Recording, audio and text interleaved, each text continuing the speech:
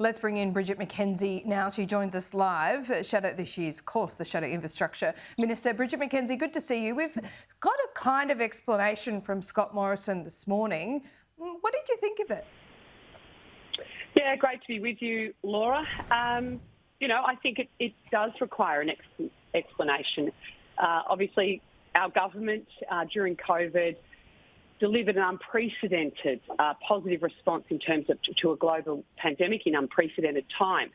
Obviously, the Biosecurity Act gave incredible powers to the Health Minister. As a Conservative, I don't think we should be having too much power concentrated in any one person in a government. So that was an easy explanation around the Health Minister's powers, and the Health Minister at the time knew it. But it still does not answer the questions about, obviously, the other portfolios and whether there were other ministers who weren't actually having the authority that they thought they did under the oaths they took in front of the Governor-General. So I think there does need to be an explanation about other portfolios. Were there other ministers who were acting without authority? And as you've seen in your opening remarks, there is going to be a lot of implications as a result of the revelations that have come to light in recent days. Well, Scott Morrison has tried to explain or justify this morning. I don't know whether you heard any of that with 2GB radio at Ben Fordham this morning, but the explanation seems to be that he took over finance just in case, but never used those powers. When it comes to the resources portfolio, though, it seems like the Prime Minister was using the cover of the pandemic to then use his power and subvert the minister there.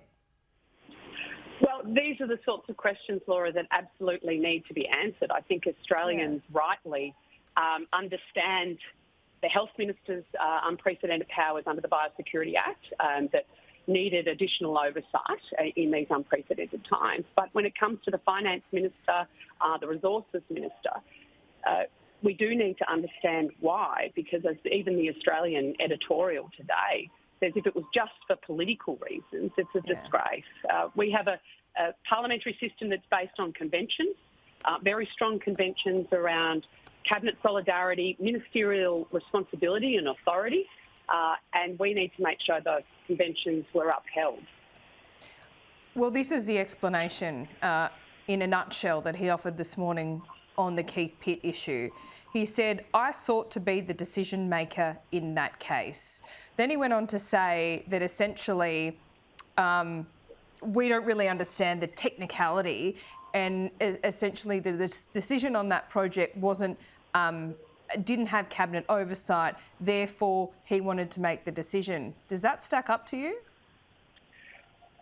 Well, Laura, when I take the oath of office and bestow the authority of a minister by the Governor-General in this country, that's a serious, it's not just like any other job with a PD and some KPIs you have to meet and you've got a manager you report to.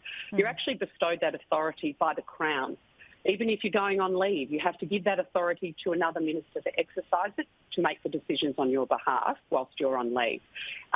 So to have two ministers effectively able to exercise that authority, were both Mr Pitt and Mr Morrison able to exercise the authority at the same time or not? These are serious questions about ministerial responsibility that do need to be answered. In a cabinet position, you come into the room as a minister to argue your perspective with that authority around the table, and the Prime Minister as chair of that meeting listens to his ministers or her ministers and then obviously provides some advice back to Cabinet. So I just find it difficult to appreciate where the lines of decision-making were and who held the authority in that time and who actually knew about it. Did the National Party know that Keith Pitt wasn't technically the minister that we thought he was? Well, I'm assuming you didn't know. No, well, I wasn't actually in Cabinet for the majority of 2020, so I didn't know. So And it sounds like I wasn't the only one, if the commentary over the last couple of days is anything to go by. I mean, the logic that has been proffered by the former Prime Minister this morning, it makes you question then, what is the point of having a cabinet table where ideas are thrashed out and then you make a decision as a cabinet? And what is the point of having a minister and giving them these responsibilities?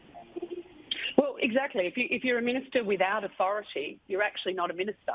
And so did Mr Pitt know that? Did the Leader of the Nationals know that? And our cabinet processes are really, really important. The conventions that we operate in this country as a constitutional monarchy, rather than a republic with a president, are really important. And it is about spreading risk, spreading power, spreading decision-making. And obviously during a pandemic, a global pandemic, there are going to be a smaller group of people having to be able to make serious decisions on the impacts on Australians, our economy and our health in very short time frames. Sure, but that shouldn't dilute but on this issue, the importance of cabinet. Exactly. And on the resources issue, Bridget McKenzie, during the pandemic, we gave, and I'm talking about the Australian public, gave the government the benefit of the doubt. They had extraordinary power and extraordinary control over our lives. This little episode does show that the Prime Minister of the day perhaps took advantage of that. Well, I think that needs to be explained. I mean, and they are genuine questions that you're raising, Laura, and that people around the community are wanting to understand who knew what when. Was it only 3? And I've been in meetings this morning, so I haven't actually seen former Prime Minister Morrison's response. But they are genuine, serious and sensible questions to be asking at a point like this. Okay, before I let you go, I mean, there's not a lot of people defending him either. Sorry, we've got all of Shadow Cabinet in Tasmania today. So glad. So I've just seen. Well, maybe you can ask Angus. Walker. Maybe you can ask Angus Taylor what he thinks about this as well. But before I let you go, there's not many people willing to defend Scott Morrison's actions here, both publicly or privately. What does this say about his character? Look, Laura, I'm very upfront about this. I personally take our conventions and the issues around transparency, accountability, ministerial responsibility and our conventions under the Westminster system very, very seriously personally.